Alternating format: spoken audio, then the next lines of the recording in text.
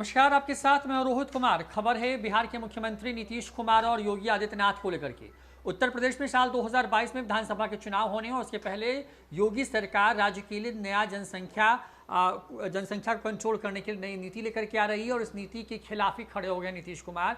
नीतीश कुमार ने ये साफ कर दिया है कि कुछ राज्य अपने अपने हिसाब से नीति बना रहे हैं, यानी कि कानून ला रहे हैं, लेकिन ज़रूरत इस बात को लाने की नहीं है, बल्कि फोकस इस बात पर करने की ज़रूरत है कि इसको कंट्रोल करने के लिए जो जड़ में जो फैक्टर है उसकी तरफ जाया जाए, और वो है महिलाओं की शिक्षा पर विशेष ध्यान देना। किस तरीके से नीतीश कुमार ने एक तरीके से योगी आदित्यनाथ के उस पूरी नीति को ही काट दिया है, जिसको लेकर के चुनाव से पहले योगी आदित्यनाथ को लेकर के जो है देश भर में चर्चा हो रही है। सुनवाते हैं। तो आप क्या ये महसूस करते हैं कि भारत में ये समय आ गया है कि राष्ट्रीय स्तर पर जनसंख्या नियंत्रण के लिए एक ठोस कानून बनाया जाए, या सिर्फ अवेयरनेस से ही काम चलाया जाए? आपका क्या विचार है? एक बात हम आपको बहुत साफ साफ कहें, जो राज्य जो करना चाहे अपना करे, लेकिन हमारा बहुत साफ साफ ओपिनियन है, जनसंख्या नियंत्रण के लिए अगर आप सिर्फ कानून बना करके कोई उसका उपाय करेंगे, ये सभी ठीक से संभव नहीं है। जी।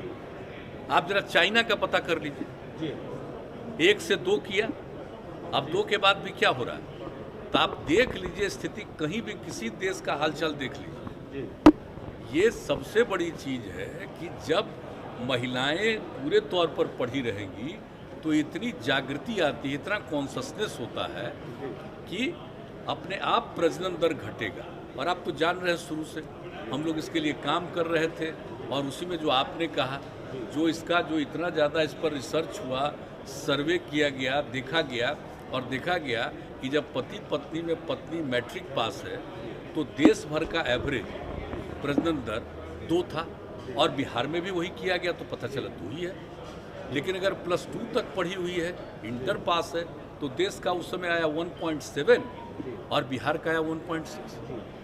तो उसी समय तो यूरेका की भावना आई ना, हमको लगा कि भाई इतनी बड़ी चीज़ है, ये तो प्रजनन दर को कम करने के लिए। बिहार में कितना ज़्यादा है आप जानते हैं, तो देखिए इससे काम शुरू करते करते घटते घटते 4 के ऊपर था, अब उससे घटते घटते 3 के पास पहुंच गया। लेकिन ये पूरे तौर पर होगा तो हमको पूरा भरोसा है कि 40 तक, हमको जो लगता है, मेरा अपना व्यक्तिगत जो हम पूरा का पूरा करते हैं कि 2040 तक जरूर ये वृद्धि नहीं रहेगी और उसके बाद घटना शुरू होगी।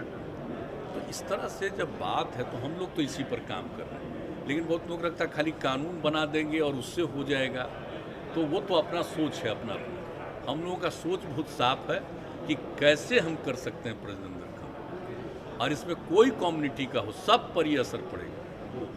जब महिलाएं बिल्कुल पढ़ी लिखी होंगी तो आप देख लीजिए, कोई कम्युनिटी का हो तो आप पता कर लीजिए, तो इसमें होगा। और इक्का दुक्का तो होता ही न है, कभी कभी तो आप देखें कि पढ़े लिखे लोग भी बहुत पैदा किए तो क्या बात, तो इस तरह से तो कई लोग होते हैं, तो वो तो एक अलग बात है। ये तो नहीं मान करके चलिएगा कि हम तो कोई कानून के बहुत पक्ष में नहीं है, तो कुछ तो कर सकता है, लेकिन मैक्सिमम आज ये नहीं कोई कह सकता, दावा कर सकता कि हर परिवार में जो हम बोल रहे हैं कि प्रजनन दर, ओवरऑल प्रजनन दर घटेगा, लेकिन ये दावा हम नहीं कर सकते कि हर एक परिवार में कम ही कर लेगा, लेकिन कुल मिला करके ज़्यादा से ज़्यादा में कम हो, तो कुल मिला करके प्रजनन दर घटेगा।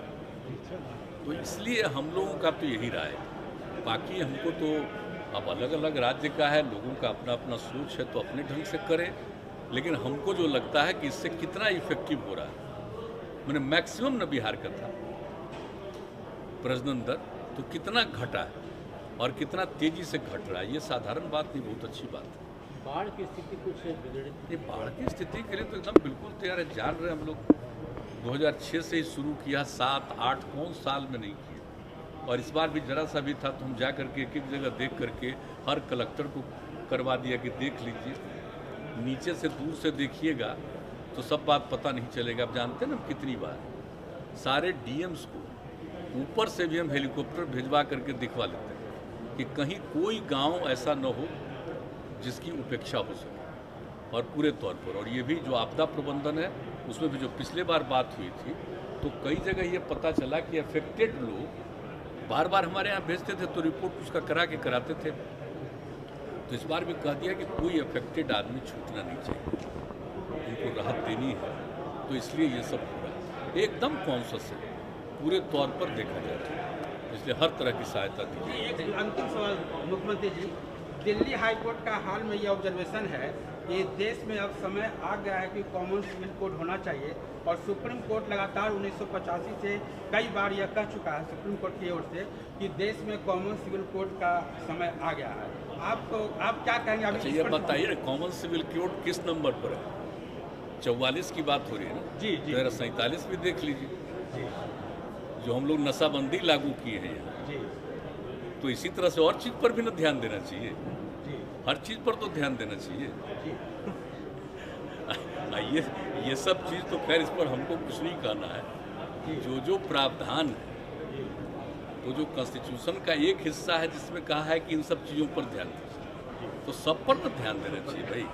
तो वहाँ से भी होना चाहिए कि पूरे तौर पर बिल्कुल शराबबंदी पूरे देश में हो, ये भी तो होना चाहिए। Thank you sir.